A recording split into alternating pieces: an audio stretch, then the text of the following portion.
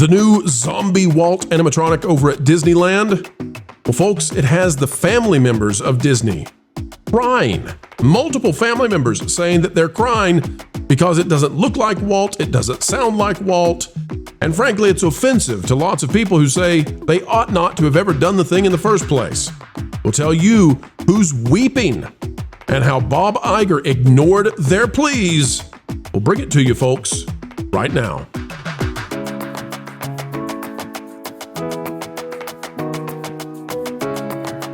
Ladies and gentlemen, boys and girls, welcome to the happiest YouTube channel around, where we continue to bring you the news that turns your frown upside down with the latest in entertainment.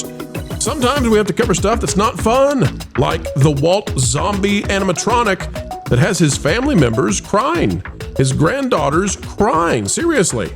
But folks, we try to do it in a fun way. We're going to do our best to make it fun today, even though it's a dire topic indeed.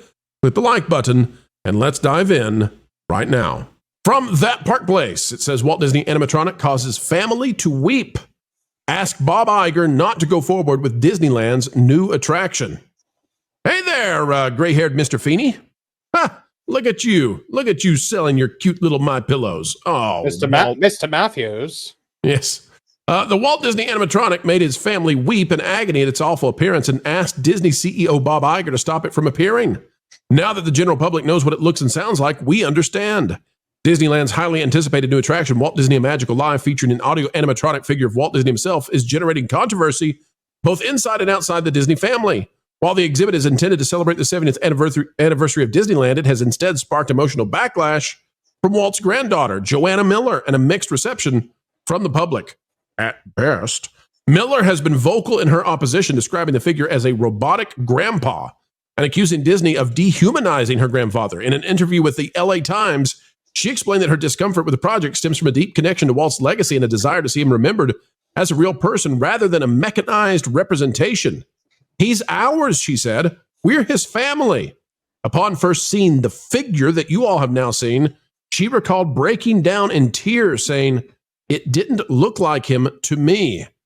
Well, it doesn't look like him to us either. However, despite the fact that she went to Bob Iger himself and begged and pleaded for this thing to be put to rest and not be tossed up to guests at Disneyland, Bob Iger went ahead with it, Vash, and that seems very callous to me. I don't understand if the family is crying and telling you, "Hey, please don't do this. It offends our family." Why did Bob Iger go forward with it?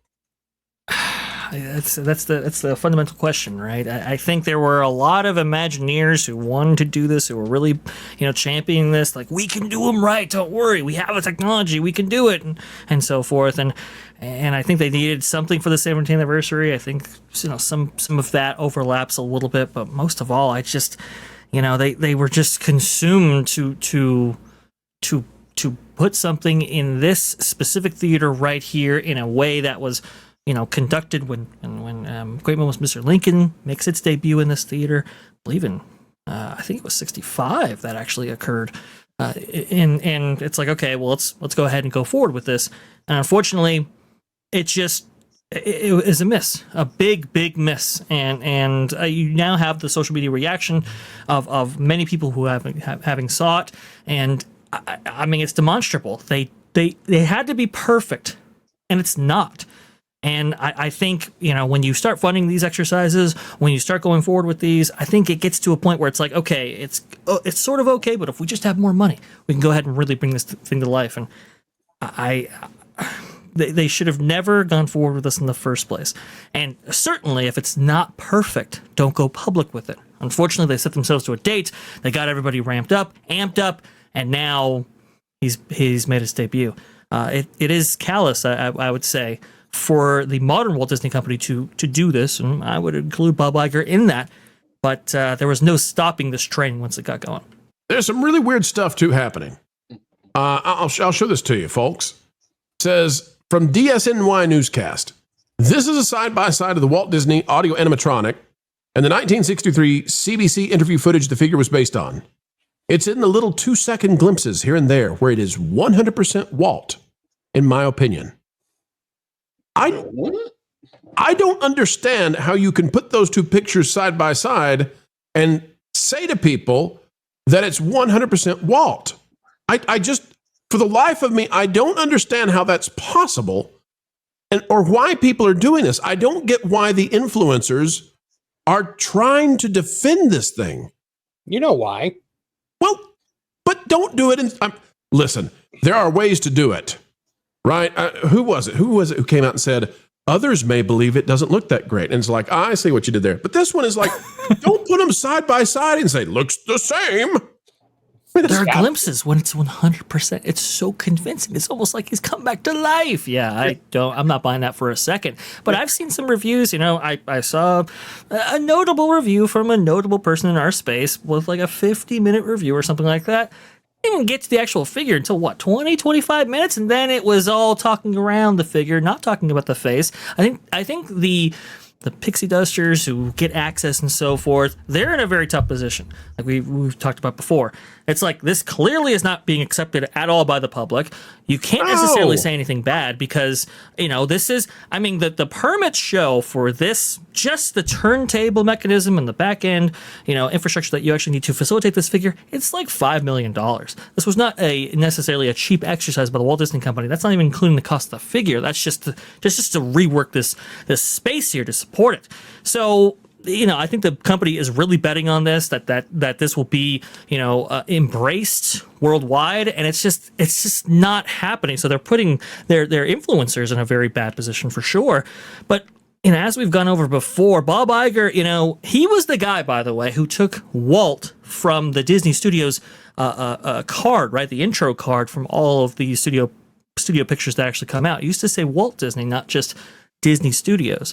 It's this kind of this. They want the caricature of Walt, as Jonas put it. They want this amalgam of Walt that they can kind of imbue with their own characteristics rather than the man himself. And I think this is consistent with that approach. I hope one day that Bob Chapek comes back. Now I'm just being funny, folks. I hope Bob Chapek comes back one day, takes the reins of the House of Mouse, and I hope he turns Bob Iger into an animatronic. And I hope he holds an umbrella and just says, "Hi, I'm Bob the Weatherman." Culture, what in the world? This is, it's one thing for the animatronic to be ugly. It's one thing for it to be messed up. It's one thing for it to reveal, that people are being a little silly and trying to promote Disney. It's a whole nother level of gross when we're finding out that relatives of Walt cried and said, "Mr. Iger, please don't do this to Grandpa." Well, please don't do this to Grandpa. This man is an icon for creatives around the globe and visionaries, especially people who were, very much fond of the man and looked up to him and tried to pattern their lives after them, including Mr. Lasseter, who's over at Skydance now. And the thing is, this particular animatronic, by the way, it's not hard to make a good animatronic. I'm just going to say it. Looks nothing like him. And you mentioned something that I don't think people realize. There is a life mask of Walt Disney. It would have been very easy to cast that. Well, there's a bronze representation of the men. What went wrong then, Culture? They didn't do any of the things that I just said. Are you kidding me? Think about this. We have one of the most original and complete likenesses of Abraham Lincoln, courtesy of the Disney company and a partner who you can go look up and see their greatness if you want to. But you already have this likeness. And to be fair, Tom Cruise looked better. Not Tom Cruise. Who was that guy? Tom Hanks. Thank you. Tom Hanks looked better. I would love Tom Cruise as Walt Disney. Me too. That's a good job by Cruise there. I'm just saying. Walt would have been a lot more intense if it was played by Tom Cruise. But anyway. Yeah, the train just got a lot more exciting as he rides. He's like, I'm going to be hanging off the back of the train. That guy. But I'll just climbing up the castle or something. But this honestly, Mike Lindell, I think was that Jonas that came up with that. But there were this thing is going to get. Vash did that. Well done, Vash. This is going to get memed to pieces because it's so bad. And look, the family's begging you. Everybody who looks at this goes, "Who's that supposed to be?" Well, let me give you something, okay? It's not Walt. Yeah. Kevin, see what you think about this. I actually think it's so bad that it makes it easier for the family. And I'll tell you why. If it had been close and it was kind of in that uncanny valley area, it would be kind of grotesque that Grandpa, that he's a fake voice is talking through his robot at the park that he built. The fact that it looks nothing like him, I think it makes it, like the family can now say to Bob Iger and the Imagineers, "We told you, don't do this. Look how terrible it is." Like it makes it more digestible. I mean, like, it doesn't look like Walt. It's not Walt. That's not Walt. It's Mr. Wilson. That's not Walt. Mr. Wilson. It's more like this guy, actually. Exactly. I have an image up in the back of what I think it looks like. Oh, really? What does he have? Hang on a second. Can we get this clear with YouTube? Folks, look out. In 3, 2, 1. It's Zeke the plumber from Salute Your Shorts. That looks just like that Walt animatronic. Ew. Zeke. Zeke's had better days. Listen, I don't know what you guys are talking about. If you just turn off the lights and close your eyes, the image is exactly the same. It's uncanny. Some people were actually saying that maybe they should have gone with a silhouette version rather than a fully lit, center stage kind of thing. And maybe there's something. No. It's like one of those 3D maps. You remember the 3D things that you're supposed to look at in the 90s? Maybe that's what's going on here. We're looking at this the wrong way, guys. You got to cross your eyes. Squint your eyes. It's a billion. Okay, first of all, with an animatronic, and I wish I would have been here the other night, and unfortunately I couldn't be because I did get the invitation.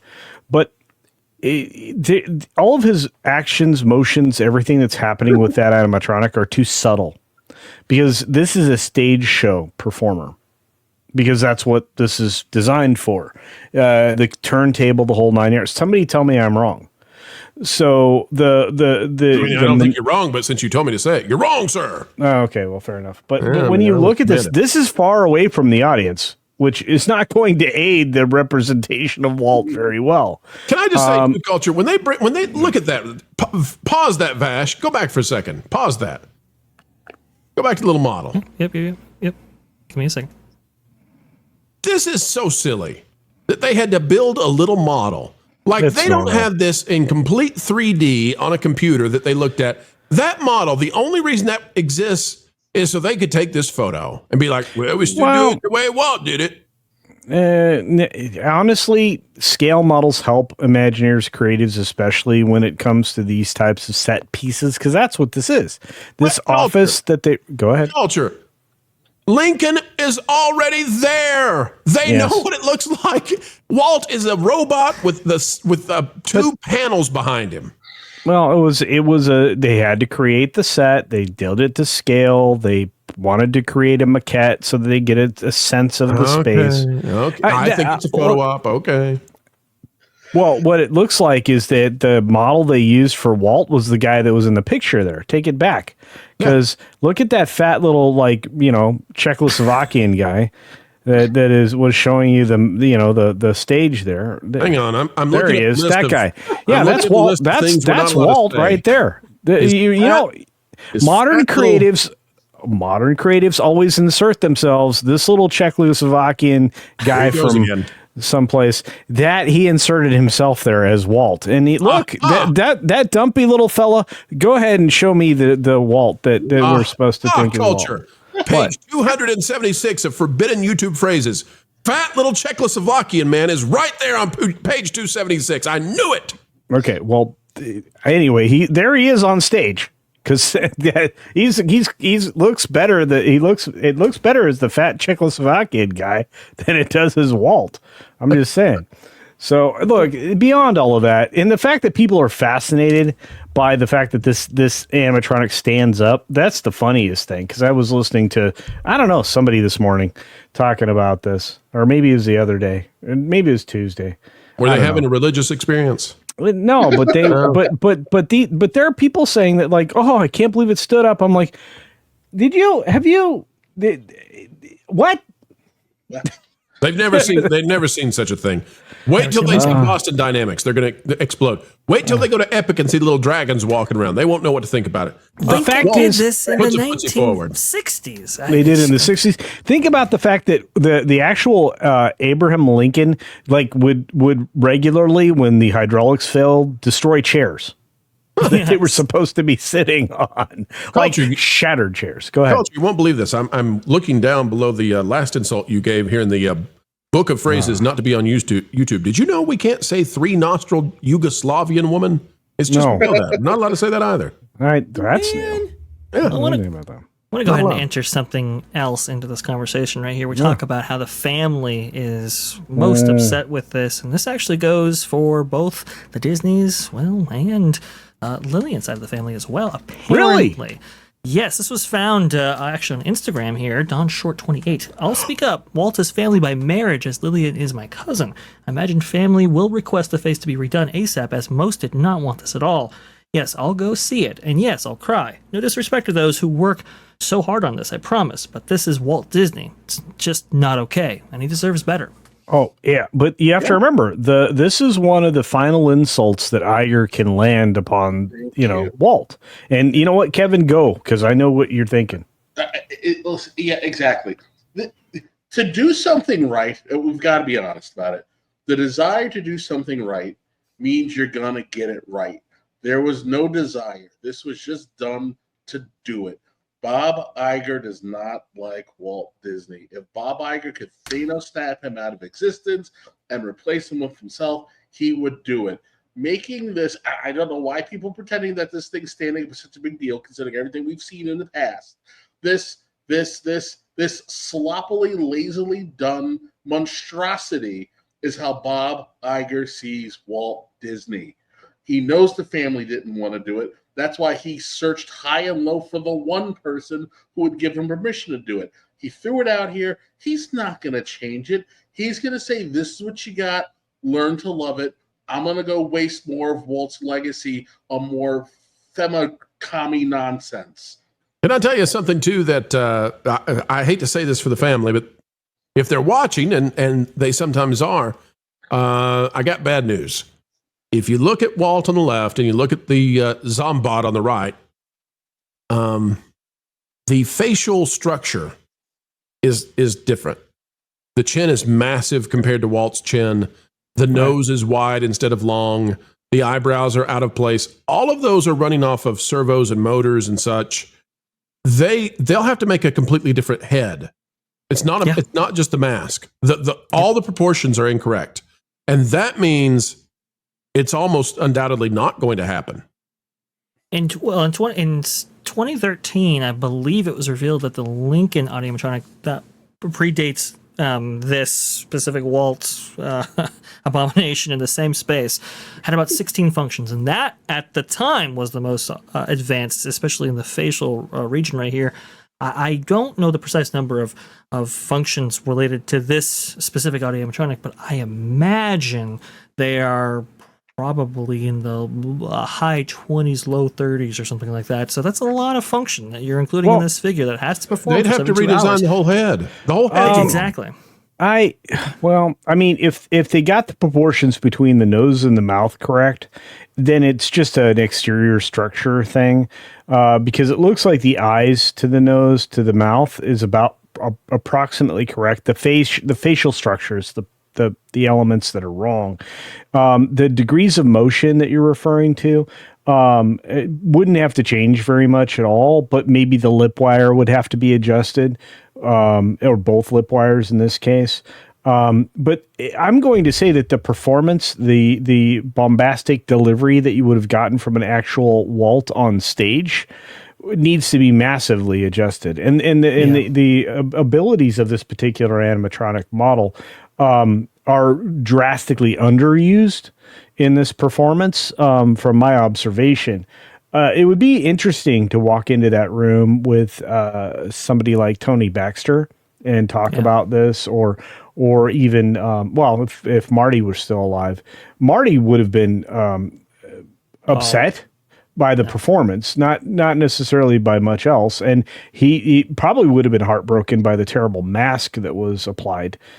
because he knew Walt and considered him, not a family, not just a friend. I mean, Blaine Gibson was against it and so forth. I do wonder if they're restricting how much he can actually move because he only is on one leg, but I'm not sure right there. And people are they're very vitriolic against this, and in some cases maybe justifiably so. What's not justified though is actually going after the people who actually carved the mask, and they're actually going after the Walt Disney Family Museum. That was actually pretty surprising as well that I saw on social media right there.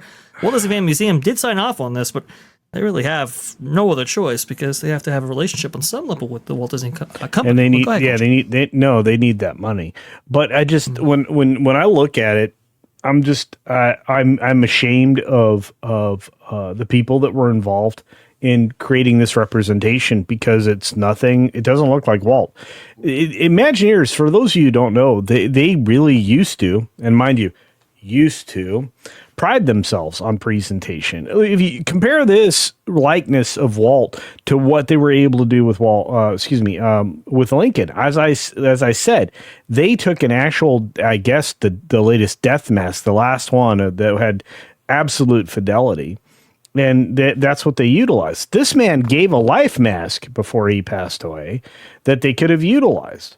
And I don't know if that's hidden away. I don't know if it's lost to time. I don't know if it's unavailable to the Disney company now. I don't know.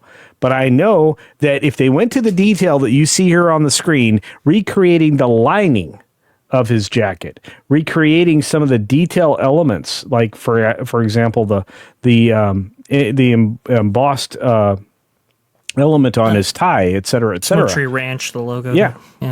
Those details don't matter if you don't believe the trick. If you don't see him and say, "Hey, that's Walt Disney standing in front of me," all those details doesn't matter. One detail that does matter is getting that face right, and that's kind of the problem, right?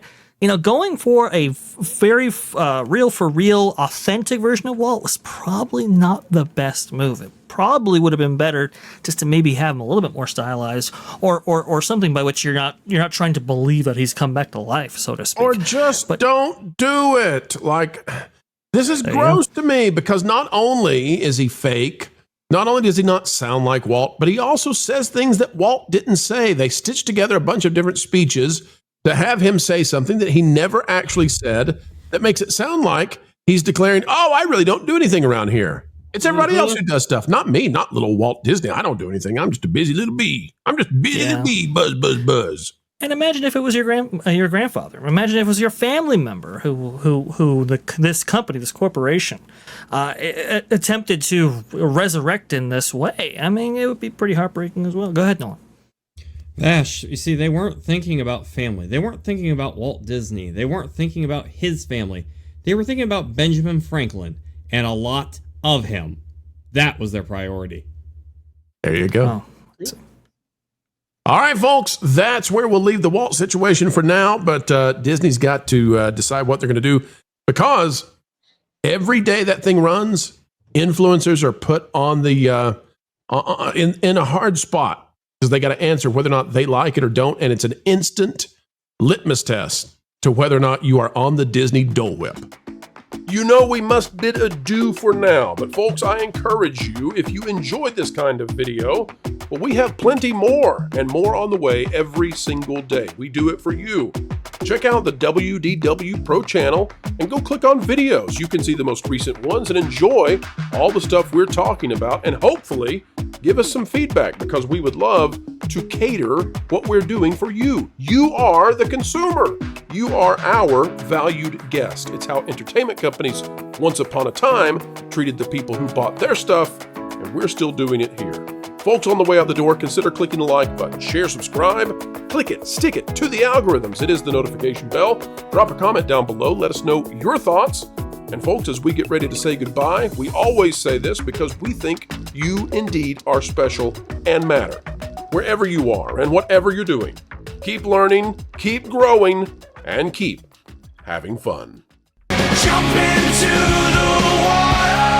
Why listen to music made by people and companies who really don't like you? Check out Vacation Radio today and prepare for all new content made by the people behind the WDW Pro Channel. It's the place you need for all the music. That should be fun.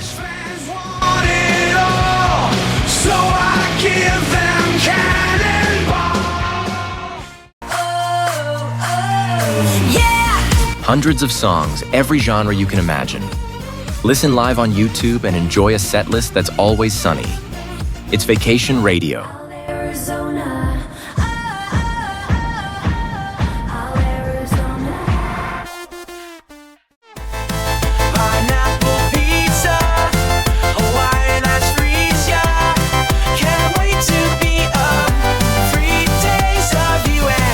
What are you waiting for? Every WDW Pro video has a link to Vacation Radio in the video description. Try it out and subscribe today.